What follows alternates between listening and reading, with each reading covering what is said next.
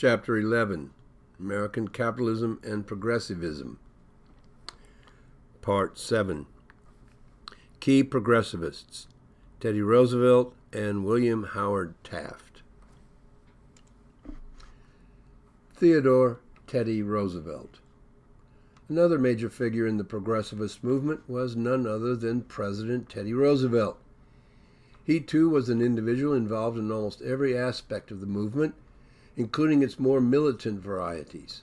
But he was himself a militant when it came to any cause, like the robber barons, with whom he often battled, when not befriending them.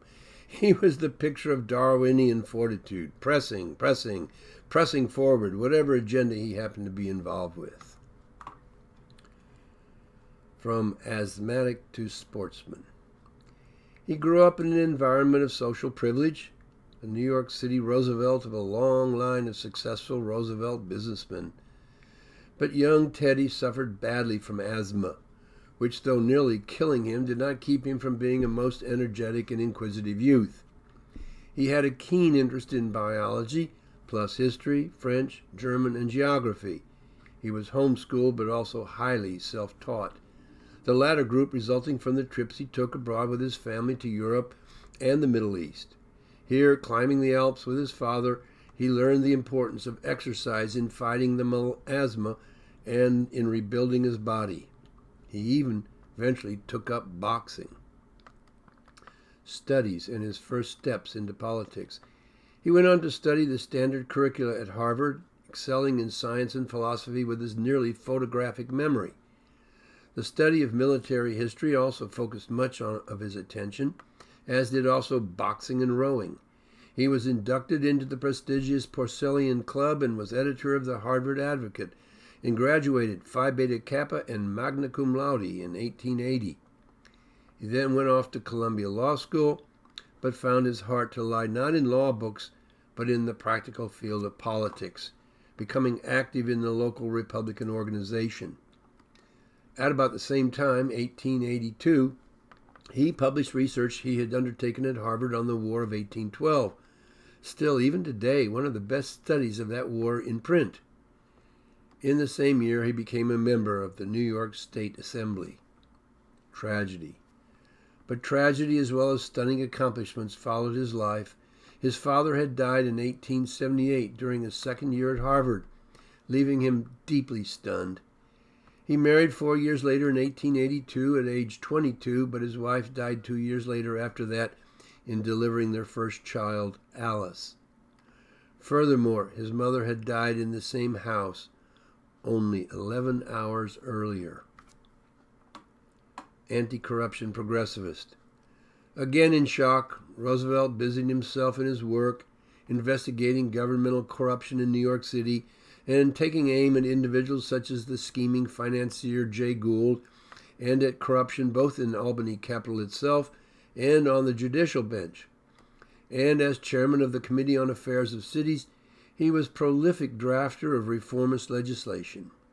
He also in 1882 joined the New York National Guard as a second lieutenant, moving up the ranks to captain, gaining military experience that he would put to use later when the Spanish-American War broke out in 1898.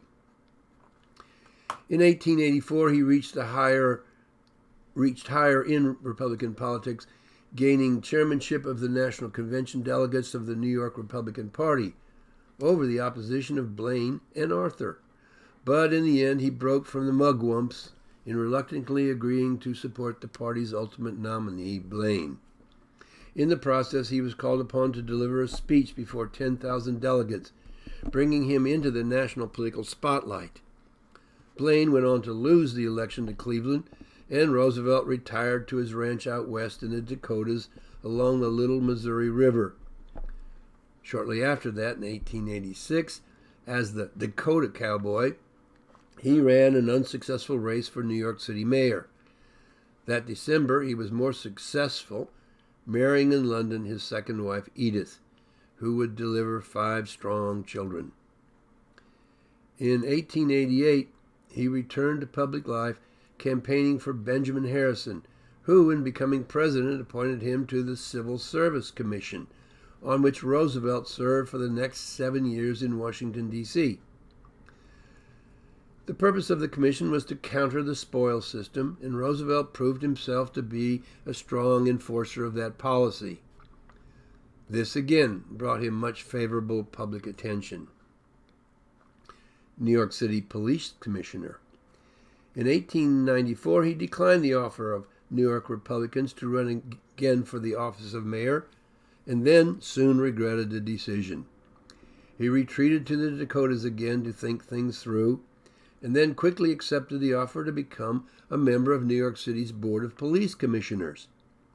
Here again, his strong will to clean up urban political corruption virtually remade the New York City police, Roosevelt even going out on his own to inspect officers on the beat, but also noting along the way the deplorable state of the city's poor. Eventually, his rigor drew the wrath of New York's Tammany Hall and its boss, Platt finally taking action to have the Board of Police Commissioners eliminated. Assistant Secretary of the Navy. Then, in 1897, Roosevelt's friend, Henry Cabot Lodge, promoted the appointment of Roosevelt to McKinley's cabinet as Assistant Secretary of the Navy.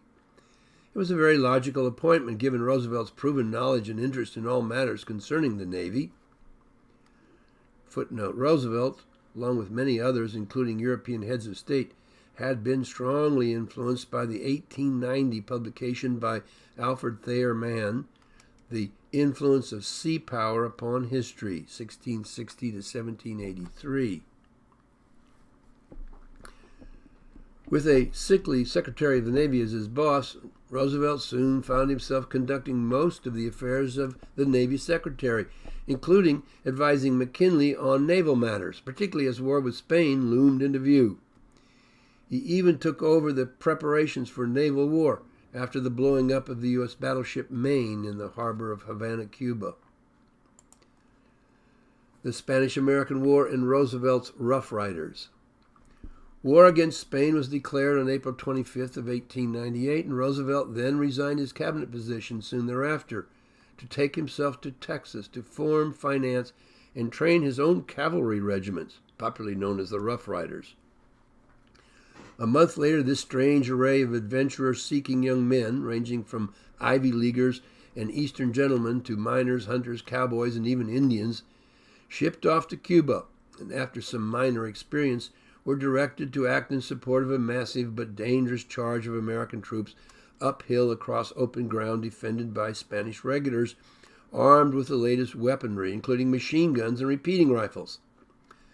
But the American machine guns, Gatling guns, pouring such fire onto the Spanish during the charge that the Spanish failed to offer effective resistance.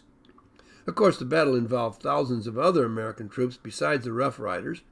The Rough Riders actually charged nearby Kettle Hill, while the rest of the Americans charged San Juan Hill, including the Buffalo Soldiers, that is, American blacks, who did much of the heavy fighting, but who, of course, received little, if any, recognition for their effort. Actually, the action had cost the Americans dearly, 200 killed and 1,000 wounded, about 5 Americans for every Spanish soldier suffering the same fate. But the Spanish were put on the run, and Santiago was captured 2 weeks later, virtually ending the war. Colonel Roosevelt was careful to narrate to an adoring press the adventures of his Rough Riders in a way that complimented other troops, but clearly left the focus on his own troops. As a consequence, he came out of the action a national hero. Footnote: Lieutenant Ord, who lost his life in an attack, and his Buffalo Soldiers who actually reached the heights of San Juan Hill, first were overlooked when the honors were being passed around.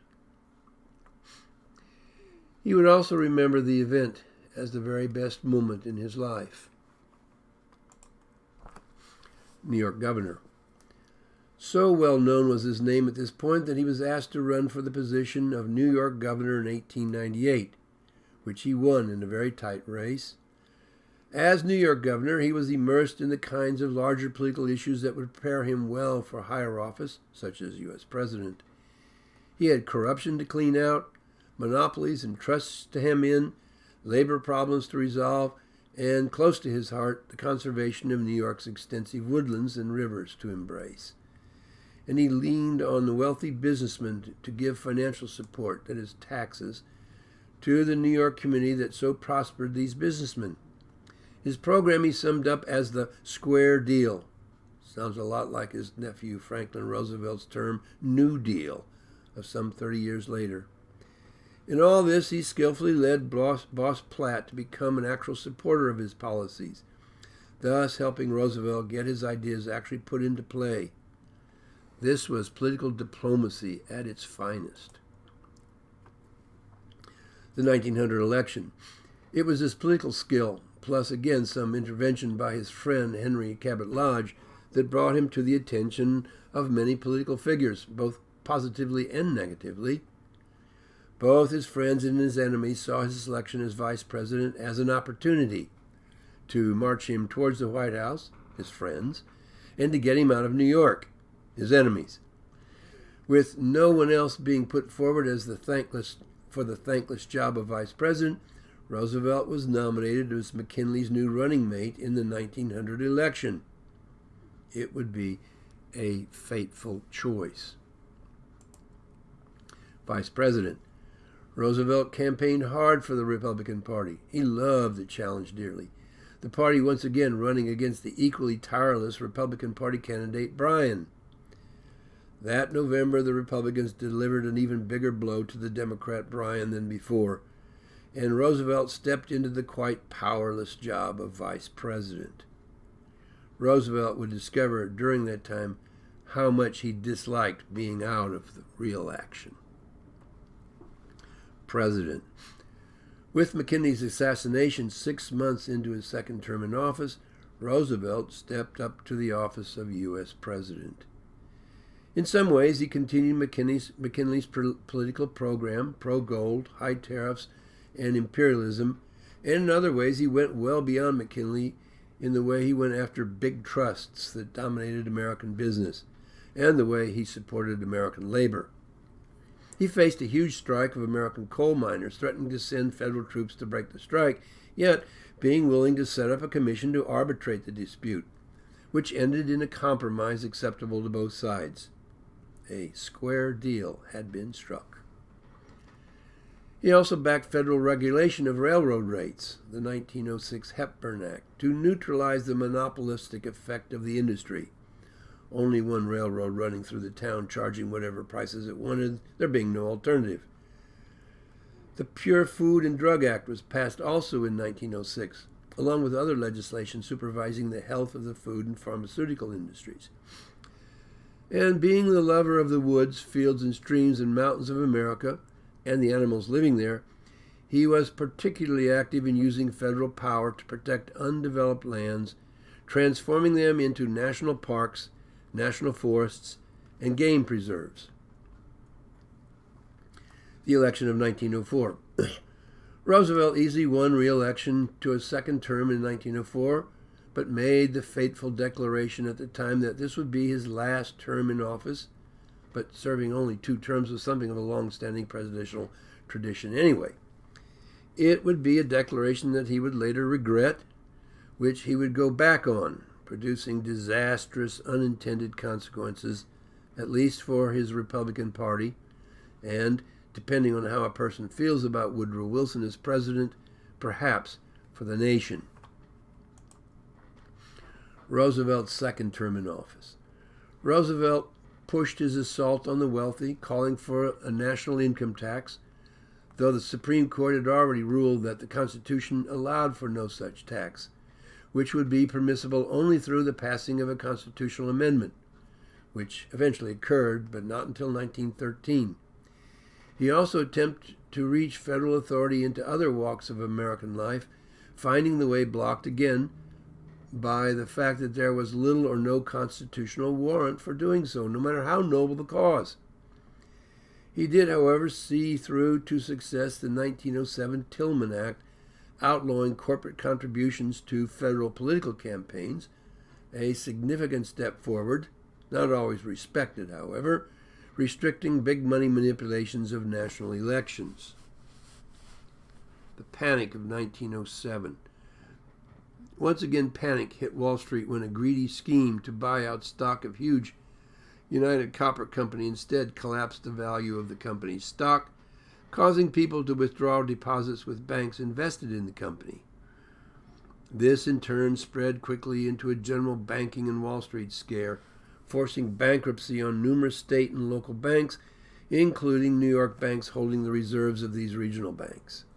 It also dropped overall stock values on Wall Street to half of what they were the previous year. Finally, when the huge Knickerbocker Trust Company collapsed, J.P. Morgan, under an agreement with Roosevelt, stepped in to help buy out failing companies and restore investor confidence in Wall Street. Morgan's U.S. Steel Company also bought out the Tennessee Coal, Iron, and Railroad Company, just as it too was about to collapse, also under an agreement with Roosevelt. Thus it was that during his last years in office, the strongly anti-monopolist Roosevelt had to turn to one of his largest targeted monopolies for help. William Howard Taft.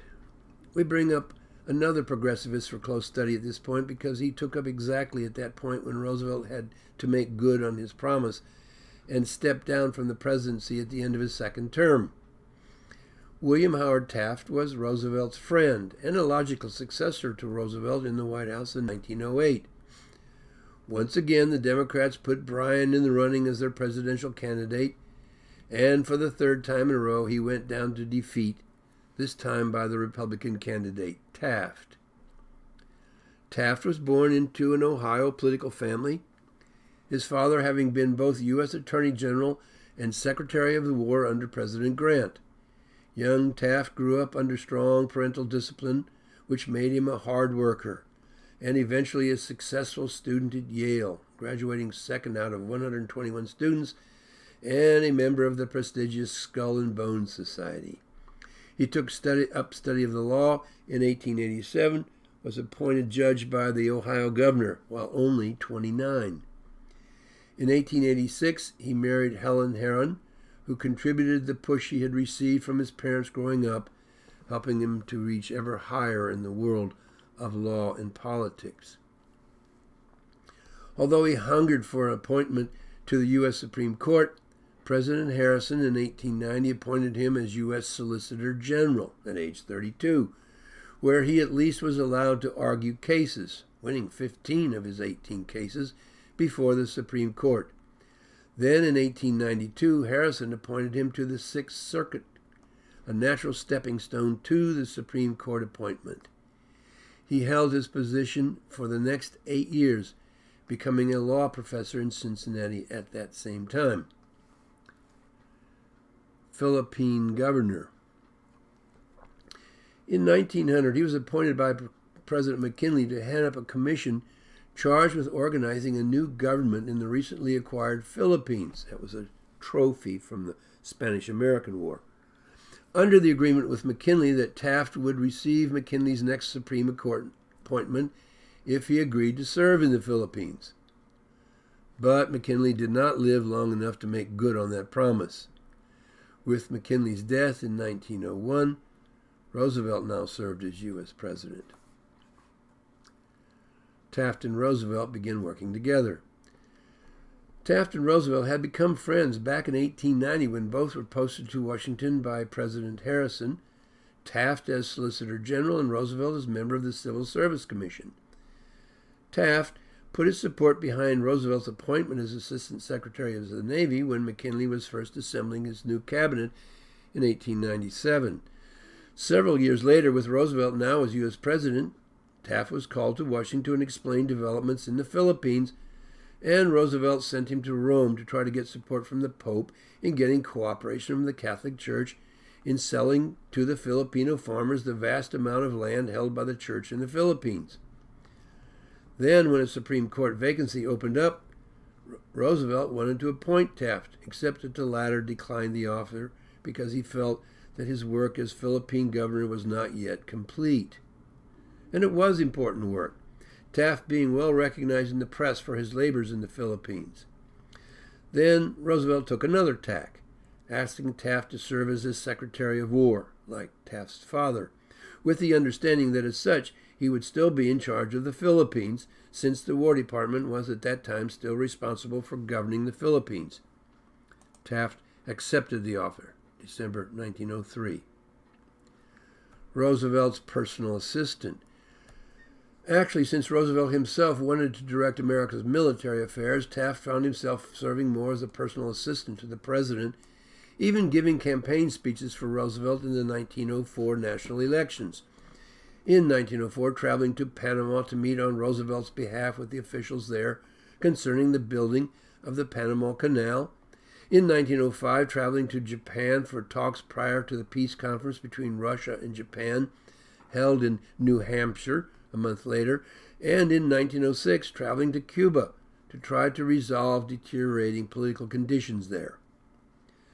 The relationship between Roosevelt and Taft was so close that when offered Supreme Court appointment both in 1905 and 1906, Taft again declined the offer. The 1908 election. As Roosevelt was completing his second and supposedly final term as president, it was widely understood that Taft was likely to be the Republican Party's new nominee for U.S. president, and thus the next U.S. president, given the dominant position by the Republican Party that seemingly held in the matter at this point of presidential politics. Roosevelt made sure that his friend would receive the nomination without serious opposition through some maneuvering of his own to get full party backing. Taft himself was not eager for the job. Roosevelt himself was, and there was considerable talk of him running again, but Roosevelt had made a promise which he intended to keep. In any case, Taft was nominated on the very first balloting. Once again, the Democratic Party candidate was Bryan, who claimed that he was closer to Roosevelt in his effort to reform American politics than was Taft. But Taft made it clear that he intended to continue Roosevelt's reform programs, though less through Roosevelt's style of presidential action than through the lawmaking efforts of Congress. Indeed, this became a matter of criticism, that with Roosevelt behind Taft's presidential efforts, Roosevelt himself was planning to still run the country. And maybe he was, because Roosevelt hated being out of the seat of American power. In any case, Taft won the presidency, although with only 51.6% of the vote, though naturally with a bigger electoral victory with 321 votes against Bryan's 162 electoral votes. Trust busting. Taft was determined as president to be his own man, keeping only one carryover from the Roosevelt cabinet. Footnote. After Taft's inauguration, Roosevelt supported his friend's independence by taking a 15-month trip abroad, most of the time spent hunting in Africa. They rarely communicated with each other during this time period. Taft pursued trust busting under the 1890 Sherman Antitrust Act even more rigorously than Roosevelt, undertaking 70 cases in his 4 years in office. Roosevelt had undertaken 40 such cases in his 8 years in office.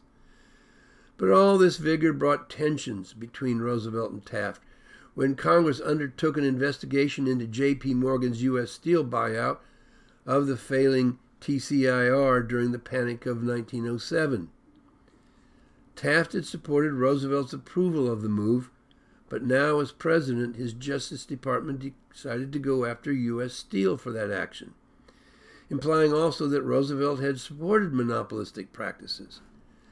Taft claimed he did not know that his Justice Department was up to this, a disclaimer that Roosevelt rejected. Tensions worsened between the two when the next year, an election year, 1912, Taft supporters went after Roosevelt, who after 4 years' absence was up and running again for Republican presidential nomination, for his failure to act against the huge international harvester, that is, farm machinery. Roosevelt pointing out that Taft had at the time agreed with Roosevelt to take no action against the company.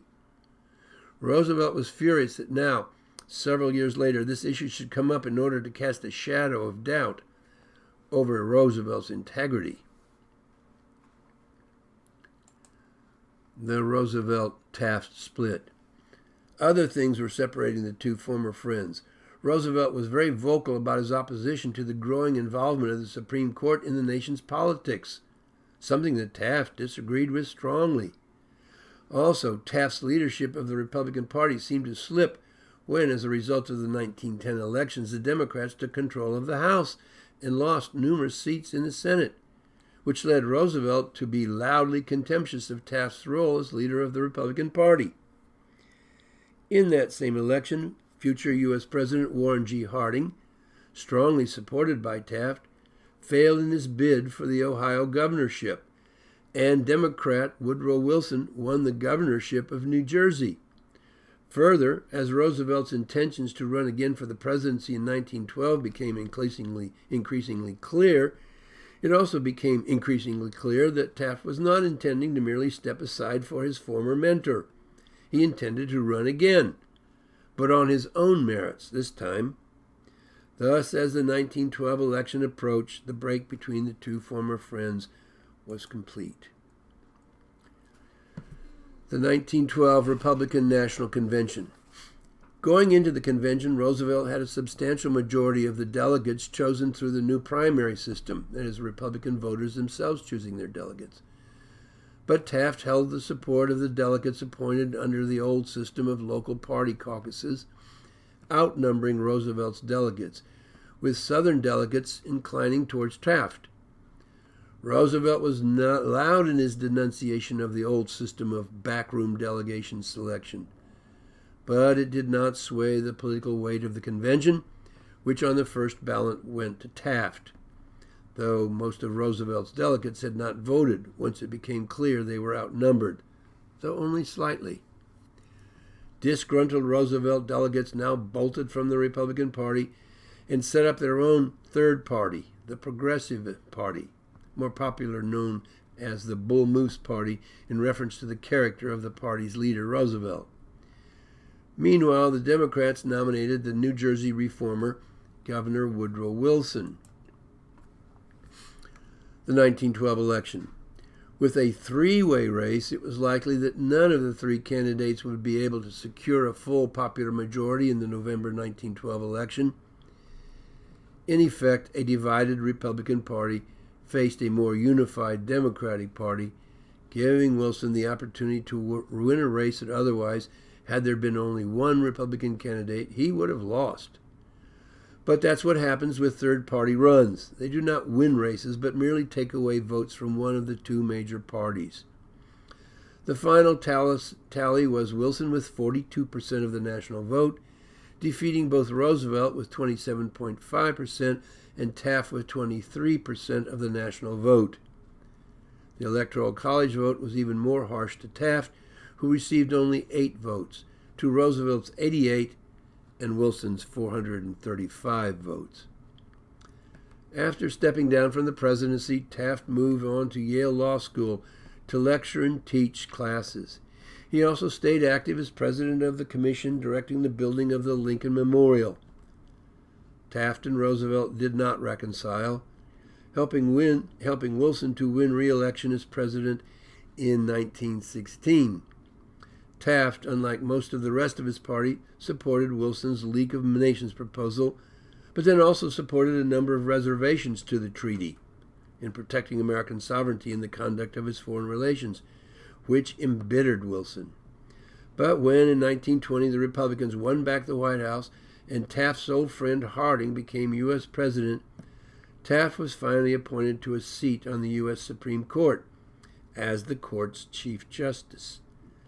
This would be a position he would hold until just prior to his death in 1930.